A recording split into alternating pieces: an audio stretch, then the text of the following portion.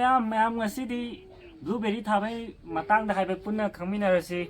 ꯍꯣꯏ ꯁꯤꯒꯤꯁꯦ ꯕ꯭ꯂꯨꯕꯦꯔꯤꯅꯦꯕ ꯁꯤꯒꯤ ꯃꯆꯥꯁꯦ ꯂꯨꯄꯥ 500 ꯄꯤꯔ ꯂꯩꯔꯤꯅꯦ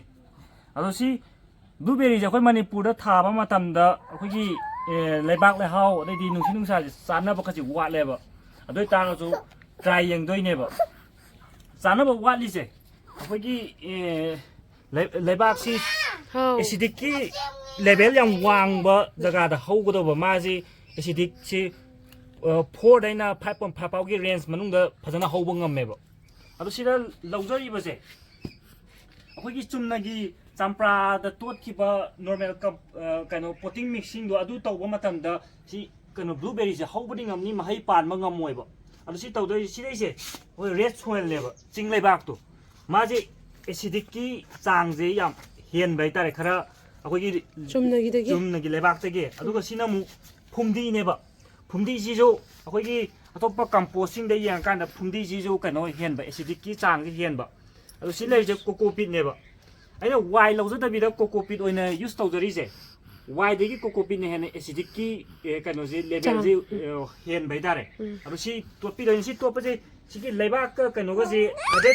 चांग मानरब तौरगा लौरगा कंपोस्ट ना खरा हन बने हाबदी सिना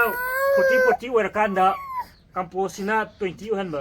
फुमदी की कंपोस्ट नेबजे अदो सि तोपी अदो सि हापचा दैसे सि जो खरा हापचा दैनि सि मस्टर्ड केक पाउडर ने मस्टर्ड अतोप कंपोस्ट अकोई यंथी की कंपोस्ट हंथी की कंपोस्ट बर्मी compost लेरिबा जिंगजे सिदगी phumdi उंबा mustard cake powder सिना मोइना कनो हेन बैतारे एसिडिक की कनो हेनबा लेवल दो हेनबा अदो अहुम जि तोलगे सिगी मस्टर्ड केक पाउडर हापगी मोंग अइना हुजिक थादोरिबा गमलाजे 10 इंच की नेबा सुंबा 10 इंच की सिदा सुंबा टीस्पून चम्मच अनि गुबा हापिबा याइबा अदो तारु सि तोटपर हापदा टीस्पून चम्मच पादबिदा हाबे खुबा अमगी चांगुंबा चाइचिलगा तोपी की दोइने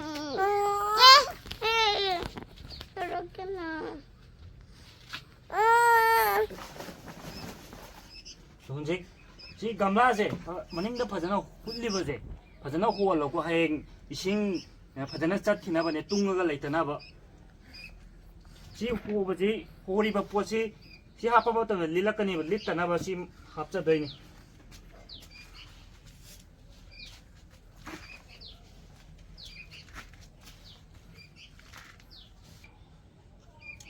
सिगी ब्लूबेरी कनो जे प्लान जे मोय आई लेबा मतम टिश्यू कल्चर प्लान ने हायेबको अरो चिट कइगुंबा टिश्यू कल्चर प्लान ओरमदि याम काना दोइनेबा अदु ग्राफ्टेड का मोय खेनाबसे ग्राफ्टेड ओरगदि सिउजिक थाबदगी 4 to 6 months ता मपा लाखनिबा अदो अखोय टिश्यू कल्चर प्लान ओरमगदि दावयारगदि 2 years ता पालकप याय 3 years ता कंपलसरी पानी चही इम दा पान मंगमोयबा अदो ग्राफ्टेड ओरदि 4 to 6 months मपान साबा होरसो 1 year तदी कंपलसरी पानगनीबा अदु खेना बलै अदु सी टिश्यू कल्चर की प्लान ने असेंबो ओरमगदि मासे मचा कोक्तोनि हुजिक थागिबदगी मथंग गमला चेंज तौरबा मतमदा थुगारगा संतोगा मचा लौथोकपा यादोइनेबा मचा अदुगी मते ग्रोथ फजगदबा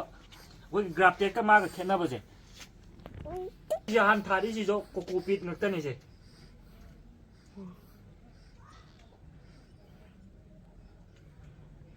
सेंटर चाब्रा चाय नसागी लाखिबा लेबाक तो अदुदगी हेनदि हाप खाली नंगी कारण ताय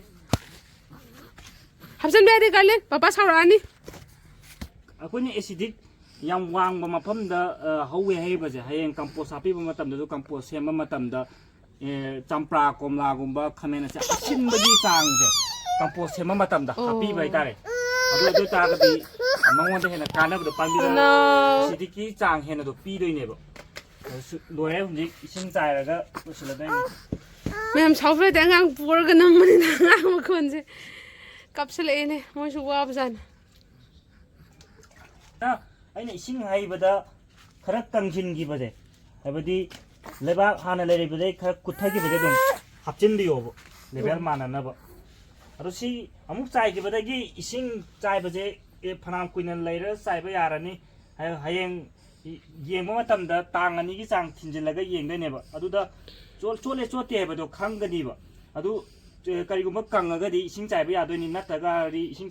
ꯁꯤ ꯍꯧꯖꯤꯛ ꯑꯗꯨꯝ ꯅꯨꯡꯁꯥ ꯐꯖꯅ ꯐꯪꯕ ꯃꯐꯝꯗ ꯊꯝꯕ ꯀꯩꯁꯨ ꯀꯥꯏꯗꯦ ꯑꯗꯣ ꯅꯣꯡ ꯌꯥꯝ ꯀꯟꯅ ꯇꯥꯔꯒꯗꯤ ꯅꯣꯡ ꯇꯥꯗꯕ ꯃꯐꯝꯗ ꯄꯨꯁꯤꯟꯕꯤꯌꯣꯕ ꯍꯥꯏꯕꯗꯤ ꯍꯧꯖꯤꯛ ꯏꯁꯤꯡ ꯆꯥꯏꯁꯤꯜꯂ ꯊꯝꯈꯤꯕꯅꯤꯅ ꯏꯁꯤꯡ ꯌꯥꯝ ꯆꯣꯠꯁꯤꯜꯂꯒ ꯂꯩꯔꯁꯨ ꯄꯥꯝꯕꯤꯁꯤ ꯀꯩꯅꯣ ꯇꯧꯗꯦꯕ ꯄꯤꯛꯏꯕꯅꯤꯅ ꯐꯔꯛ ꯇꯥꯒꯅꯤꯕ ꯃꯌꯥꯝ ꯆꯥꯎꯔꯀꯥꯟꯗ ꯑꯗꯨꯝ ꯃꯊꯪ ꯑꯗꯨꯝ ꯑꯞꯗꯦꯠ ꯇꯧꯖꯔꯛꯀꯦ ꯄꯥꯟꯕ꯭ꯔꯥ ꯌꯦꯡꯃꯤꯟꯅꯁꯦ ꯑꯍꯥꯟꯕ ꯇ꯭ꯔꯥꯌꯦꯜ